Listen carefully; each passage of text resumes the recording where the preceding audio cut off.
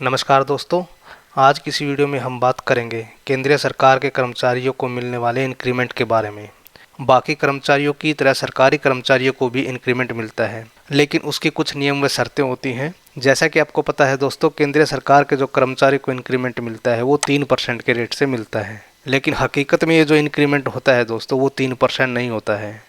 कई जगह पर यह इंक्रीमेंट 3% से ज़्यादा होता है और कई जगह पर यह इंक्रीमेंट 3% से कम होता है। इसके बारे में भी हम लोग विस्तार से डिस्कस करेंगे। उससे पहले जान लेते कुछ और नियम और शर्तें। केंद्रीय सरकार के कर्मचारी को जो मिनिमम इंक्रीमेंट मिलता है वो 500 रुपये मिलता है, यानी किसी भी ग्रेड और लेवल में 500 रुपये से कम इंक्रीमेंट नहीं मिलता है। इसके अलावा जो मैक्सिमम इंक्रीमेंट मिलता है वो 6,500 रुपये मिलता है, यानी कि किसी भी पोस्ट या लेवल पर जो मैक्सिमम इंक्रीमेंट मिलता है वो 6,500 मिलता है। डेट ऑफ इंक्रीमेंट, केंद्रीय सरकार के कर्मचारियों को किस डेट पे इंक्रीमेंट मिलता है, यानी किस तारीख से सभी कर्मचारियों को इंक्रीमेंट मिलता है। 6th पे कमीशन के अंदर सरकारी कर्मचारी को जो इंक्रीमेंट मिलता था वो 1 जुलाई को मिलता था, यानी पूरे साल में एक ही बार इंक्रीमेंट मिलता था। और ये जो इंक्रीमेंट है वो उन कर्मचारियों को मिलता था जिनको 1 जुलाई को सर्विस में 6 महीने या उससे ज़्यादा हो जाते थे। लेकिन इस व्यवस्था का जो सबसे बड़ा लूपहोल था दोस्तों, इसके अंदर अगर कोई भी कर्मचारी 3 जनवरी या उसके बाद में ज्वाइन करता था तो उसको 1 साल से भी ज़्यादा समय में इंक्रीमेंट मिलता था। यानी कि अगर कोई कर्मचारी 3 जनवरी या उसके बाद ज्वाइन करता था तो उस कर्मचारी को जो इंक्रीमेंट मिलता था वो ना तो उस साल में मिलता था और अगले साल भी जो इंक्रीमेंट मिलता था वो जुलाई में जाके मिलता था। तो इसमें वो कर्मचारी जो 3 जनवरी और उसके बाद ज्वाइन करते थे उनको इसके लिए बहुत ज़्यादा सफ़र होना पड़ता था। इसी को लेके 7th पे कमीशन के अंदर सरकार एक नया रूल लेके आई, जिसके अंदर यह डिसाइड किया गया कि जो एम्प्लॉय 2 जनवरी और 1 जुलाई के बीच में ज्वाइन करेंगे उनको इंक्रीमेंट 1 जनवरी को मिल जाएगा, और जो एम्प्लॉय 2 जुलाई से लेके 1 जनवरी के बीच ज्वाइन करेंगे उनको जो इंक्रीमेंट है वो 1 जुलाई को मिल जाएगा। इस तरीके से जिन एम्प्लॉय को पहले 1.5 साल के बाद इंक्रीमेंट मिलता था उनको अब 1 साल के अंदर ही इंक्रीमेंट मिलने लग गया। यानी कि जो एम्प्लॉय 2 जनवरी और 2 जुलाई को ज्वाइन करेगा उसको सबसे लंबे टाइम बाद यानी 1 साल बाद इंक्रीमेंट मिलेगा, और जो एम्प्लॉय 1 जुलाई और 1 जनवरी को ज्वाइन करेगा उसको सबसे कम समय में यानी 6 महीने के अंदर ही इंक्रीमेंट मिल जाएगा। इस नए सिस्टम से दोस्तों पुरानी प्रॉब्लम को कुछ हद तक तो ठीक कर दिया गया है, लेकिन अभी भी इसके अंदर भेदभाव है। यानी कुछ कर्मचारियों को 1 साल में इंक्रीमेंट मिल जाता है और कुछ कर्मचारियों को 6 महीने के अंदर ही इंक्रीमेंट मिल जाता है। अगर हम ज्वाइनिंग को लेकर विस्तार में बात करें तो 2 जनवरी से लेके 1 जुलाई तक, यानी जनवरी, फरवरी, मार्च, अप्रैल, मई, जून, जुलाई, यानी 1 जुलाई तक जो लोग ज्वाइन करेंगे उनको 1 जनवरी को इंक्रीमेंट मिलेगा। और जो एम्प्लॉय 2 जुलाई से लेकर 31 जुलाई और अगस्त, सितंबर, अक्टूबर, नवंबर और 1 दिसंबर से लेकर 1 जनवरी तक ज्वाइन करेंगे उनको जो इंक्रीमेंट मिलेगा वो 1 जुलाई को मिल जाएगा। तो इस प्रकार आप देख सकते हो दोस्तों, किसी भी सरकारी कर्मचारी को मिनिमम 6 महीने के अंदर और मैक्सिमम 1 साल के अंदर ही इंक्रीमेंट मिल जाता है, बशर्ते कि वो बाकी कंडीशन पूरी करता हो। और भी इंक्रीमेंट से रिलेटेड कुछ शर्तें हैं दोस्तों, उनको भी हम देख लेते हैं। Employ not attend office on 1 January और 1 जुलाई। जैसा कि मैंने बताया दोस्तों, जो इंक्रीमेंट मिलता है केंद्रीय सरकार के कर्मचारियों को वो 1 जनवरी और 1 जुलाई को मिलता है। अगर कोई एम्प्लॉय 1 जनवरी या 1 जुलाई को छुट्टी ले लेता है तो क्या उसको इंक्रीमेंट मिलेगा, और मिलेगा तो 1 जुलाई को मिलेगा या 1 जनवरी को मिलेगा या उसके बाद मिलेगा। इसमें भी दोस्तों कुछ नियम व शर्तें हैं। कुछ विशेष प्रकार की जो छुट्टी है अगर वो एम्प्लॉय लेता है तो उस केस में जो इंक्रीमेंट मिलेगा वो 1 जनवरी या 1 जुलाई को नहीं मिलेगा, बल्कि जब भी वह ज्वाइन करेगा उस टाइम पे वह इंक्रीमेंट उसको मिलेगा। उदाहरण के तौर पर अगर किसी कर्मचारी का इंक्रीमेंट 1 जुलाई को ड्यू है और वह विशेष प्रकार की जो छुट्टियां हैं वो 10 तारीख तक ले लेता है, तो जब वो 11 जुलाई को ज्वाइन करेगा तो उस डेट से ही उसको इंक्रीमेंट मिलेगा, ना कि 1 जुलाई से। तो देख लेते दोस्तों ये कौन कौन सी छुट्टियां ऐसी हैं जिनके अंदर इंक्रीमेंट 1 जनवरी 1 जुलाई से ही एप्लीकेबल हो जाएगा, और कौन कौन सी ऐसी छुट्टियां हैं जिनको लेने के बाद जो इंक्रीमेंट है वो ज्वाइनिंग डेट से मिलेगा। अगर 1 जनवरी या 1 जुलाई जिस दिन इंक्रीमेंट का डे है उस दिन गजटेड हॉलीडे है, सैटरडे है, संडे है, तो उस केस में सभी कर्मचारियों को जो इंक्रीमेंट मिल जाएगा। इसके अलावा दोस्तों अगर किसी एम्प्लॉय ने कैजुअल लीव ली है, रिस्ट्रिक्टेड हॉलीडे है, तो उस केस में भी एम्प्लॉय को जो है इंक्रीमेंट मिल जाएगा 1 जनवरी या 1 जुलाई से ही, जो भी एप्लीकेबल है। इसके अलावा अगर कोई एम्प्लॉय टूर या ट्रेनिंग में है तो उसको भी ऑन ड्यूटी ही माना जाता है, भले ही उसने ऑफिस अटेंड ना किया हो। तो उस केस में भी एम्प्लॉय को जो है 1 जनवरी या 1 जुलाई से ही इंक्रीमेंट मिल जाएगा।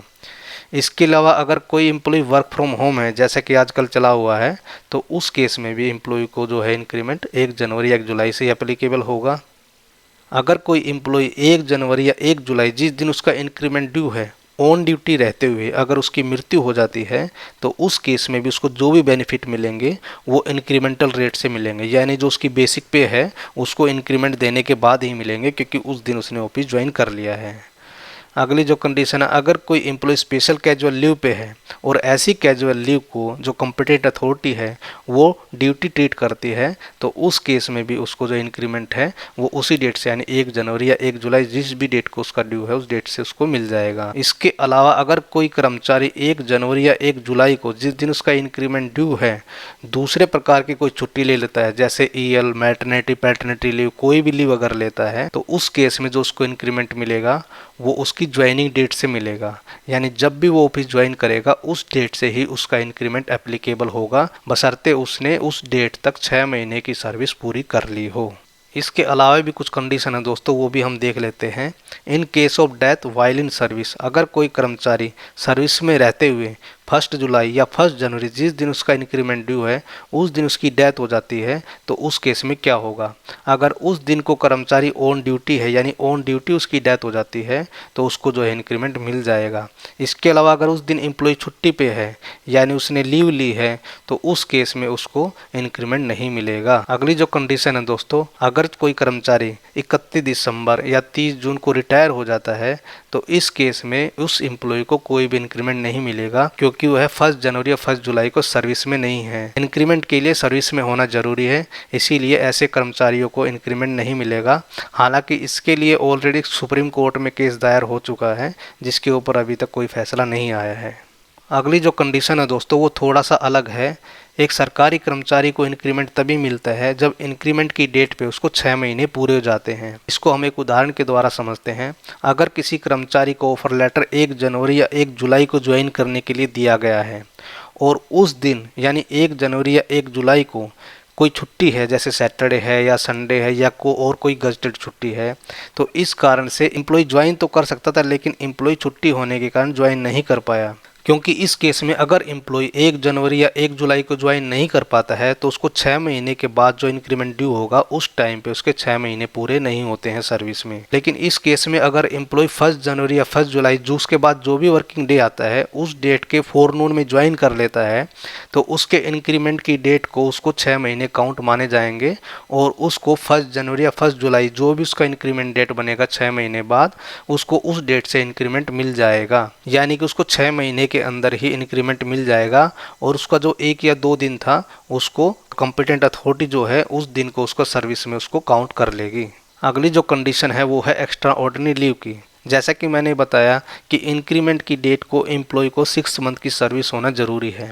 अगर किसी कर्मचारी ने विदाउट मेडिकल सर्टिफिकेट के एक्स्ट्रा ऑर्डिनरी लीव ली है तो उस केस में अगर उसका 6 मंथ से कम सर्विस बन रही है तो इस केस में जनरली एम्प्लॉय का जो इंक्रीमेंट है वो ट्रांसफर हो जाता है नेक्स्ट डेट पे, यानी जिस भी डेट को एम्प्लॉय को 6 महीने पूरे होंगे। जैसे सपोज कीजिए एम्प्लॉय ने 10 EOL ली है विदाउट मेडिकल सर्टिफिकेट, तो 10 दिन बाद जब भी उसको यानी 10 जनवरी या 11 जनवरी जब भी उसको 6 महीने पूरे हो जाएंगे उस डेट से उसका इंक्रीमेंट एप्लीकेबल हो जाएगा। लेकिन अगर कॉम्पिटेंट अथॉरिटी इस बात से सेटिस्फाई हो जाती है कि एम्प्लॉय ने जो एक्स्ट्रा ऑर्डिनरी लीव ली है वो उसके कंट्रोल से बाहर था या वो ऑर्गेनाइजेशन के लिए बहुत ज़्यादा ज़रूरी था, तो उस केस में अगर कॉम्पिटेंट अथॉरिटी चाहे तो उस पीरियड को वेव ऑफ कर सकती है और उसको सर्विस मानते हुए उसको इंक्रीमेंट दे सकती है। अगली जो कंडीशन है दोस्तों, अगर कोई एम्प्लॉय प्रोबेशन में है इंक्रीमेंट की डेट पे तो उसको इंक्रीमेंट मिलेगा या नहीं मिलेगा, मिलेगा तो किस प्रकार से मिलेगा, इसको हम एक उदाहरण के द्वारा समझते हैं। अगर कोई एम्प्लॉय 1 जनवरी को ज्वाइन करता है और उसके ऑफर लेटर में लिखा हुआ है कि उसको 1 ईयर का प्रोबेशन पीरियड सर्व करना पड़ेगा, तो उस केस में एम्प्लॉय को जो इंक्रीमेंट है वो 1 जुलाई को ही ड्यू हो जाएगा, क्योंकि 1 जुलाई को ही उसने 6 महीने पूरे कर लिए होंगे। लेकिन जो उसको इंक्रीमेंट है वो नहीं मिल पाएगा क्योंकि वो अभी अंडर प्रोबेशन है। अंडर प्रोबेशन के अंदर उसका इंक्रीमेंट लागू नहीं हो पाएगा, लेकिन जब भी वह प्रोबेशन पूरा करेगा उसको 1 जुलाई यानी कि जब से उसका इंक्रीमेंट एप्लीकेबल था उसी डेट से उसको इंक्रीमेंट एरियर के साथ में रिलीज हो जाएगा। यानी कि जो उसको इंक्रीमेंट है वो तो 1 जुलाई से एप्लीकेबल होगा, लेकिन मिलेगा तब जब उसका प्रोबेशन क्लियर हो जाएगा। लेकिन अगर किसी कारणवश एम्प्लॉय का जो प्रोबेशन है वो रुक जाता है या एम्प्लॉय का प्रोबेशन एक्सटेंड कर दिया जाता है, तो उस टाइम पे कॉम्पिटेंट अथॉरिटी डिसाइड करेगी कि उसको इंक्रीमेंट है वो किस डेट से दिया जाएगा। अगर कोई एम्प्लॉय प्रोबेशन पीरियड कंप्लीट करने में ही फेल हो जाता है और जॉब छोड़ के चला जाता है, तो ऐसे एम्प्लॉय को कोई भी इंक्रीमेंट नहीं मिलेगा। सस्पेंशन पीरियड, अगर कोई एम्प्लॉय सस्पेंशन में चल रहा है तो ऐसे कर्मचारी को तब तक इंक्रीमेंट नहीं दिया जाता जब तक वह केस जीत नहीं जाता और यह डिसाइड नहीं हो जाता कि जो एम्प्लॉय का सस्पेंशन पीरियड है उसको सर्विस माना जाए। अगर किसी कर्मचारी के पर्टिकुलर पीरियड को सस्पेंडेड पीरियड माना जाता है यानी अंडर सस्पेंशन माना जाता है, तो उस केस में अगर एम्प्लॉय 6 महीने पूरे नहीं कर पाता है तो उसको इंक्रीमेंट नहीं मिलेगा। जनरली आपने सुना होगा दोस्तों, हर सरकारी और प्राइवेट कर्मचारी को इंक्रीमेंट तो मिलता ही मिलता है, लेकिन सरकारी क्षेत्र में ऐसा ज़रूरी नहीं है। सरकारी क्षेत्र में कुछ कर्मचारियों को इंक्रीमेंट भी नहीं मिलता है, भले वे रेगुलर ग्रेड पे हो या रेगुलर कैडर में हो। अगर आप पे मैट्रिक्स को जाके देखोगे, एक पर्टिकुलर पे या लेवल पे जाने के बाद में कोई इंक्रीमेंट नहीं मिलता है, यानी आपकी सैलरी है वहाँ पे जाके स्टेबल हो जाएगी। मैं आपको दिखा देता हूँ दोस्तों कुछ ऐसे एग्जाम्पल। ये देखिए दोस्तों, लेवल 15 की बात करें तो लेवल 15 में अगर किसी कर्मचारी की बेसिक सैलरी 2,24,100 हो जाती है तो उसके बाद में इंक्रीमेंट का कोई भी प्रोविज़न नहीं है। ऐसे ही लेवल 16, 17 और 18 के अंदर भी जो लास्ट स्केल है उसके बाद में कोई भी इंक्रीमेंट नहीं मिलेगा, यानी कि वहाँ पर जाकर उनकी जो सैलरी है वो फिक्स हो जाएगी, उसमें कोई भी इंक्रीमेंट नहीं मिलेगा। और अब लास्ट में हम बात करते हैं दोस्तों, जो सरकारी कर्मचारी को इंक्रीमेंट मिलता है वो 3% से कम या 3% से ज़्यादा कैसे हो जाता है। जैसा कि मैंने पहले भी बताया कि कुछ स्टेजेस में जो सरकारी कर्मचारी को इंक्रीमेंट मिलता है वो 3% से ज़्यादा मिलता है और कुछ स्टेजेस के अंदर 3% से कम मिलता है और कुछ रेयर स्टेज के अंदर 3% भी मिल सकता है। इसके लिए हम एक एग्जांपल ले लेते हैं लेवल 1 का। लेवल 1 के अंदर अगर कोई भी एम्प्लॉय ज्वाइन करता है तो उसकी जो इनिशियल बेसिक पे होती है वो 18,000 रुपये होती है। इस हिसाब से जो उसका इंक्रीमेंट बनना चाहिए वो 3% 540 रुपये बनेगा और उसकी जो नई बेसिक पे होनी चाहिए वो 18,540 रुपये होनी चाहिए। लेकिन एक्चुअल में जो उसकी बेसिक पे रहेगी दोस्तों वो 18,500 रहेगी। ऐसा क्यों है दोस्तों? जो पे मैट्रिक्स को बनाया उसको अगर आप ध्यान से देखोगे दोस्तों, किसी भी लेवल की जो बेसिक पे है सबसे पहले उसका 3% निकाला जाता है, उसके बाद उसको राउंड ऑफ कर दिया जाता है 100 के मल्टीपल में। अगर आप इस उदाहरण में देखोगे तो उसकी जो इंक्रीमेंट अमाउंट है वो 540 रुपये है, तो उसको 540 ना मान के 500 माना जाएगा और उसी के हिसाब से आगे उसकी नई बेसिक पे डिसाइड होगी। इसी प्रकार अगर किसी कर्मचारी के जो इंक्रीमेंट अमाउंट है 560, 570, 580 हो जाता है तो उसको 600 मान लिया जाएगा। लेकिन इसमें एक और केस रहेगा, अगर किसी एम्प्लॉय की जो इंक्रीमेंट अमाउंट है वो 550, 650, 750 अगर हो जाता है तो उस केस में क्या माना जाएगा, यानी इसको 500 माना जाएगा कि 600 माना जाएगा। तो उस केस में भी दोस्तों सरकार ने जो एडवांटेज दी है वो एम्प्लॉय को दी है। अगर यहाँ पर हमारे इंक्रीमेंट की अमाउंट 3% 550 रुपये हो जाती तो एम्प्लॉय को मिलने वाला इंक्रीमेंट का अमाउंट 600 रुपये हो जाएगा, यानी कि जो राउंड ऑफ है वो एम्प्लॉय के फेवर में जाना चाहिए। इसको डिटेल में देखने के लिए मैंने एक स्लाइड बना दी है दोस्तों, इसमें हम लोग थोड़ा सा डिटेल में देख सकते हैं। लेवल 1 की अगर हम बात करें तो 18,000 रुपये एम्प्लॉय ज्वाइन करेगा।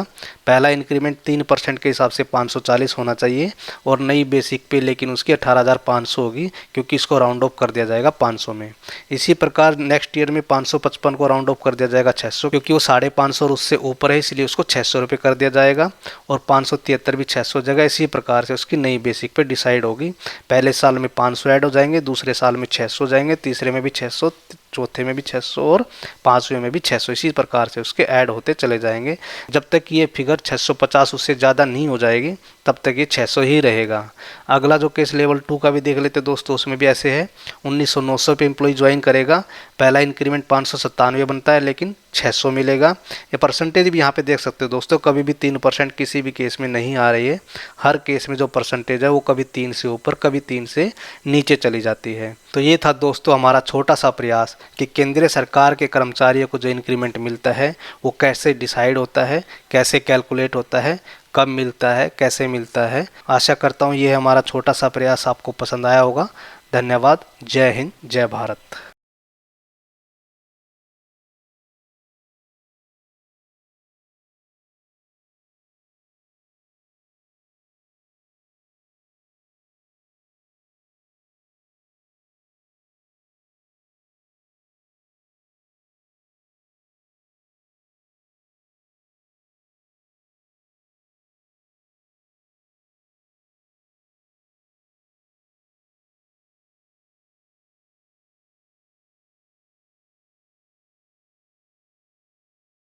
नमस्कार दोस्तों, आज की इस वीडियो में हम बात करेंगे केंद्रीय सरकार के कर्मचारियों को मिलने वाले इंक्रीमेंट के बारे में। अन्य कर्मचारियों की तरह सरकारी कर्मचारियों को भी इंक्रीमेंट मिलता है, लेकिन उसके नियम व शर्तें सरकार द्वारा निर्धारित की जाती हैं।